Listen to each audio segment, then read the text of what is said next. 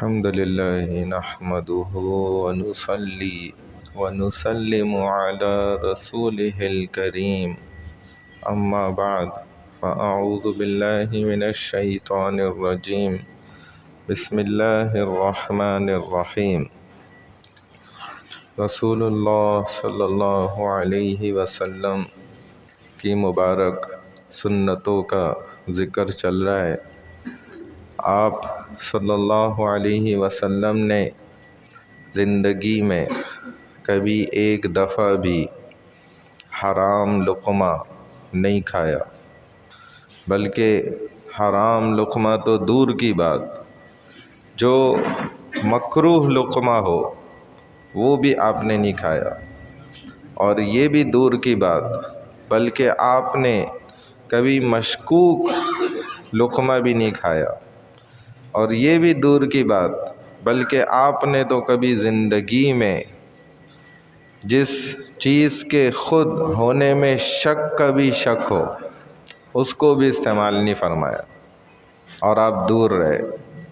آپ کی زندگی چونکہ انسانوں کے لیے ایک بہت بڑا عمل تھا، جس کو دیکھ کر ساری کائنات کے مسلمانوں نے قیامت تک زندگی بسر کرنی تھی اور کامیابی کے ساتھ بسر کرنی تھی، اور حلال طریقے سے۔ چنانچہ رسول اللہ صلی اللہ علیہ وسلم کا تو خود یہ عالم تھا نا، بلکہ آپ کے اصحاب بھی جب کسی نے دھوکے سے بھی ایسا کھانا کھلا دیا، ایک لقمہ اگر چلا گیا حلق میں جو کہ مشکوک تھا، تو ہاتھ ڈال کے اس کو پورے کو جب تک باہر نہیں اگل دیا تب تک ان کو چین ہی نہیں آیا۔ یہ حضور کے تربیت شدہ صحابہ تھے، ان کے حلال رزق کھانے کا یہ اتنا زیادہ اہتمام تھا، اور یہ عادت کس نے سکھائی؟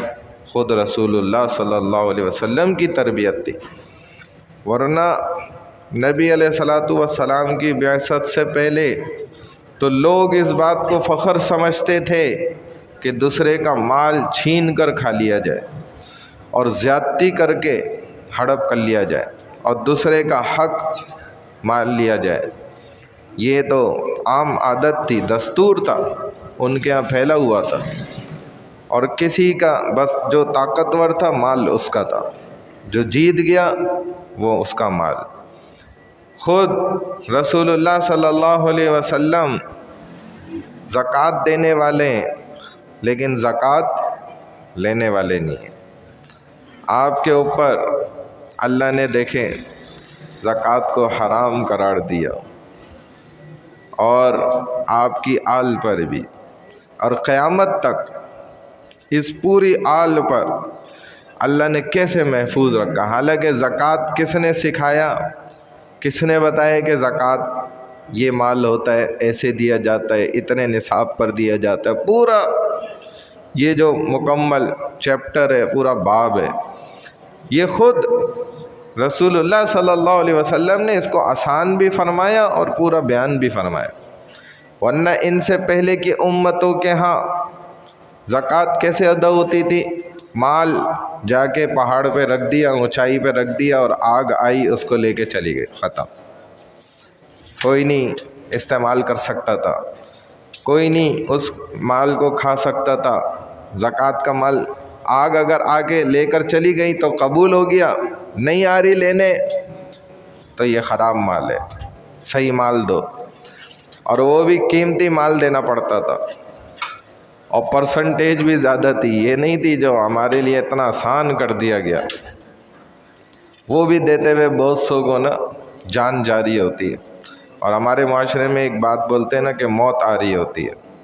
حالانکہ ایک کیلا جو ایک گچھا خریدتے ہیں 12 دانے، اس میں جتنا کھایا اور جتنا چھلکا نکالا اور وہ جو بکیا، اس سب کو اگر وزن کر لیں تو کھایا کم ہے پھینکا زیادہ ہے، اور خوشی خوشی پھینکتا انسان۔ ایسے ہی تربوز لے لیں، 5 کلو کا ہوگا، اندر سے 1 کلو کا بھی نہیں کھائے گا، 4 کلو سے اضافی پھینک دے گا خوشی خوشی، اور جب مال آ جائے گا تو اس میں سے صرف اللہ کہہ رہے، اس کے رسول فرما رہے ہیں صلی اللہ علیہ وسلم کہ 2.5% صرف دے دو، لیکن دیتے ہوئے 10 بار سوچے گا۔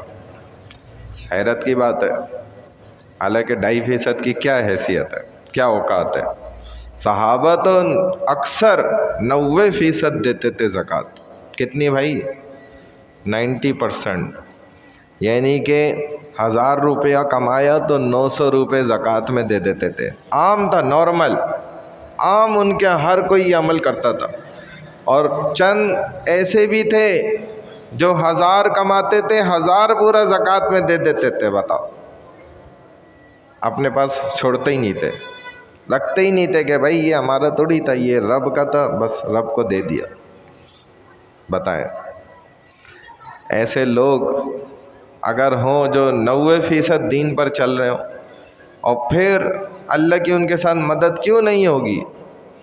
ہمیں تو صرف کہا جاتا ہے 10% آنا دین پر، 10% چلے تو اللہ کی مدد بھی آج کھڑی ہوئی ہے اس کے ساتھ۔ تو ہمارے نبی کریم صلی اللہ علیہ وسلم نے ہمیں حرام لقمہ کھانے سے بچانا سکھایا ہے، اور ہمیں یہ ایک چیز بتا دی کہ دیکھو یہ حرام ہوتا ہے، یہ حرام ہوتا ہے، یہ حرام ہوتا ہے، اور یہ سب حلال ہوتا ہے۔ اور حلال زیادہ ہے، حرام کم ہے۔ اور حرام بنانے کے لیے دماغ غلط چلانا پڑتا ہے، اور سیدھا چلتا رہے انسان تو حلال کماتا ہے، حلال کھاتا ہے، حلال کھلاتا ہے۔ پھر اس کی گٹھی میں کبھی نسلوں میں بھی آگے نہ کبھی کوئی گڑبڑ نہیں آتی، ورنہ پھر نسلیں بھی خراب ہو جاتی ہیں اگر حرام لقمہ۔ اور کمال بھی یہی ہے کہ اہل والا ہو اور پھر حرام سے بچ کے دکھا دے، اسی بات میں کمال ہے۔ اگر اہل والا نہیں ہے اور پھر حرام سے بچ کے اور سمجھ رہے کہ میں بڑا فخر کا کام کر رہا ہوں، تو یہ کوئی فخر نہیں۔ یعنی اہل سے مراد ہے کہ بیوی بچوں والا، اس کے اوپر خرچیں اب بچ کے دکھائے، کیونکہ لوگ اسی کو دلیل بناتے ہیں کہ جی میں تو اپنے بیوی بچوں کے لیے حرام کما رہا ہوں، یہ میں رشوت کس لیے لے رہا ہوں، بس بھائی میں بہت مجبور ہوں گھر کے حالات سے، اس لیے بھائی یہ میں دوسرے کا مال کیوں ہڑپ کر رہا ہوں، کھا رہا ہوں، قبضہ کر رہا ہوں، کیونکہ بھائی میرے حالات ایسے خراب ہیں، اللہ جانتا ہے، اس وجہ سے بیوی بچوں سے مجبور ہو کر میں یہ کام کر رہا ہوں۔ بتائیں، حالانکہ اللہ نے قرآن میں پہلے ہی فرما دیا، یوم یفر المرء من اخی و امہ و ابی۔ دیکھیں وہ دن ایسا ہوگا کہ سگا بھائی بھائی سے بھاگ رہا ہوگا، بیوی بھاگ رہی ہوگی تیرے سے، تیری سگی اولاد تجھ سے بھاگ رہی ہوگی کہ نہیں نہیں یہ کون ہے، میں نہیں جانتا، میرا باپ میں نہیں جانتا، بھائی آج بس میرا نفسی بس، میں بچ جاؤں، میرا باپ بھلے جہنم میں چلے جائے، مجھے کوئی فرق نہیں پڑتا، بیوی میرا شوہر بھلے جہنم میں چلے جائے، مجھے کوئی فرق نہیں پڑتا، میں بچ جاؤں بس آج۔ دیکھیں سگا بھائی میں بچ جاؤں، اور ان رشتوں کے لیے آج کیا باتیں کر رہے، حرام کے پیچھے اپنی جان جو ہے نا قبر بھی خراب، آخرت بھی خراب کر دیں۔ اور وہ اس دن کیا بولیں گے، اس کو یہ بولیں گے کام آنے والی اولاد کون سی ہوگی؟ جو حافظ قرآن با عمل، عالم دین با عمل۔ دیکھیں یہ اس دن فخر سے کھڑے ہوں گے، تاج پہنے ہوئے، خوبصورت لباس، ان کے بیٹھنے کی جگہ بھی نبیوں والی کرسیاں ملیں گی ان کو، اور اللہ کیا شان دے گا ان کو اس دن۔ اور اللہ فرمائیں گے ہاں بھائی بولو، تم نے 10 لوگوں کو بخشوانا ہے، بتاؤ کون کون؟ تو ظاہر ہے یہ سب سے پہلے تو اپنے والدین کو ہی دیکھے گا، اگر خدا نخواستہ وہ پھنس رہے ہوں گے تو بچ جائے گا، اللہ ان کو بچا لیں گے۔ 10 لوگ ایسے جن پہ جہنم اللہ واجب کر چکے ہوں گے، اس کو اجازت دیں گے بھائی کس کس کی سفارش کرتے ہو بتاؤ۔ لیکن یہ کون اولاد ہوگی؟ ایک تو حلال کھانے والی، اور حافظ اور باعمل، اور عالم ہوگا تو اللہ 100 کی اجازت دیں گے، بھائی چلو 100 لوگ بخشوا لو۔ کون سے 100 لوگ ہیں؟ جبکہ حلال لقمہ حرام نہیں اترا ہو.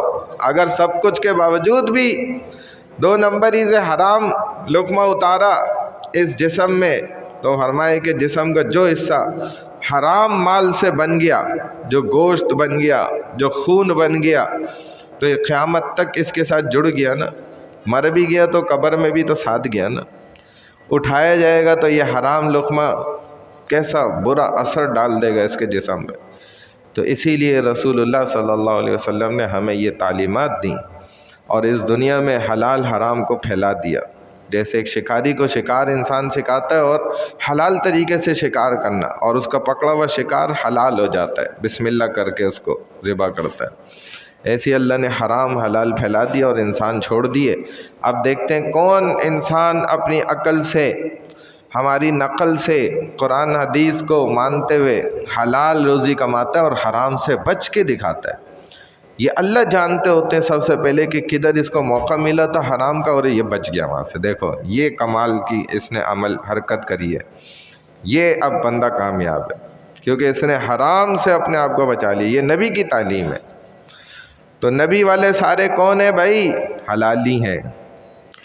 اور جو نبی والے نہیں ہیں، نبی کی تعلیم پہ چلنا ہی نہیں پسند کرتے، وہ نہ نبی کو ماننے والے، بس زبان سے تو کہتے ہیں لیکن وہ بڑی معذرت کے ساتھ 2 نمبریوں کے اندر پڑے میں ہیں نا. تو یہ بہت خطرے کی بات ہے، بہت خطرناک بات ہے. اللہ ہماری حفاظت فرمائے. سبحان اللہ و بحمدہ، سبحانک اللہم و بحمدک، نشہد ان لا الہ الا انت، نستغفرک و نتوب الیک، برحمتک یا ارحم الراحمین.